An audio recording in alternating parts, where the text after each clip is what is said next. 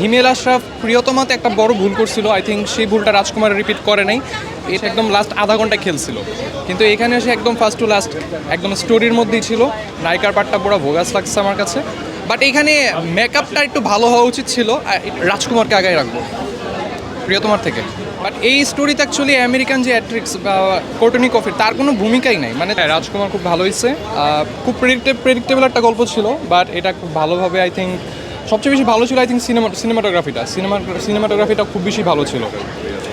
আর হিমেল আশরাফ প্রিয়তমাতে একটা বড় ভুল করছিল। আই থিঙ্ক সেই ভুলটা রাজকুমার রিপিট করে নাই।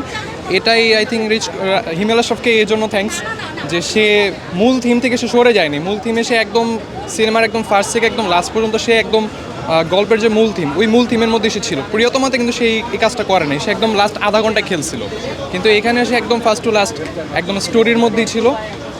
বাট আমার মনে হয় রাজকুমারের সবচেয়ে নেগেটিভ পয়েন্ট যদি আমি বলি, তাহলে আমি মনে করবো যে নায়িকার পার্টটার কোনো দরকারই ছিল না আমার মতে। নায়িকার পার্টটা পুরো ভোগাস লাগছে আমার কাছে। আর বাদ বাকি আই থিঙ্ক সব কিছু ভালো। আহমেদ শরীফের আমি তাকে একটু স্পেশাল মেনশন করতে হবে। আহমেদ শরীফের একটা পার্ট আছে, সেটা খুবই বেশি ভালো ছিল। আর তাছাড়া ডাক্তার এজাজ, ওনার অ্যাক্টিংটাও খুব ভালো ছিল সহশিল্পী হিসেবে।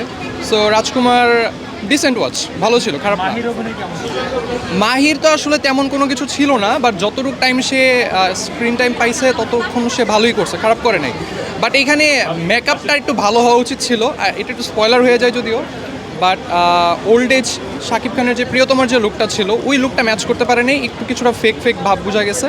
তারিক আনাম খান মনে হয়, হ্যাঁ ওনারও মেকআপটা আসলে খুব বেশিটা ভালো হয়নি, একটু ফেক দাড়ি বোঝা গেছে। ওইটা একটু ভালো করলে ভালো হতো আই থিঙ্ক। এই সিনেমায় না, এই সিনেমার স্টোরি তো আপনার কোনো বাঙালি অ্যাক্ট্রেসকে ডিমান্ড করে না, এটা তো একজন আমেরিকান অ্যাক্ট্রেসকে ডিমান্ড করে। বাট এই স্টোরিতে অ্যাকচুয়ালি আমেরিকান যে অ্যাট্রিক্স বা কোর্টনি কফির তার কোনো ভূমিকাই নাই। মানে তার সে না থাকলেও গল্পটা সেমই থাকতো।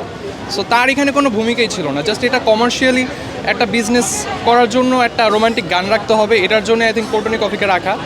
বাট তারপরও এটা একটা ড্রব্যাক। এই ড্রব্যাকটাকে যদি আপনি একটু ইগনোর করেন, তারপরেও রাজকুমার ভালো সিনেমা, ডিসেন্ট, সমস্যা নেই। আচ্ছা, 5-এ কত দিবেন? পাঁচে 3 আমার জন্য। এখানে একটা গান আছে, সেটা হচ্ছে খুব মানে একটু বাজে হয়ে গেছিলো। আমি একাই রাজকুমার, এই গানটা মনে হয় সবাই যে খুব ট্রোল করলো। বাট ওই গানের কিছু যেই কারণে ট্রোল করা হয়েছিল, কিছু সস্তা ইফেক্টসের কারণে। সো ওই এফেক্টসগুলো আবার আমাদের এখানে হলের মধ্যে দেখানো হয়নি। বাট ওই গানটা আসলে তেমন একটা ভালো হয়নি আসলে। বাট বাকি কোনগুলো ভালো ছিল। বরবাদ গানটা খুব বেশি ভালো ছিল।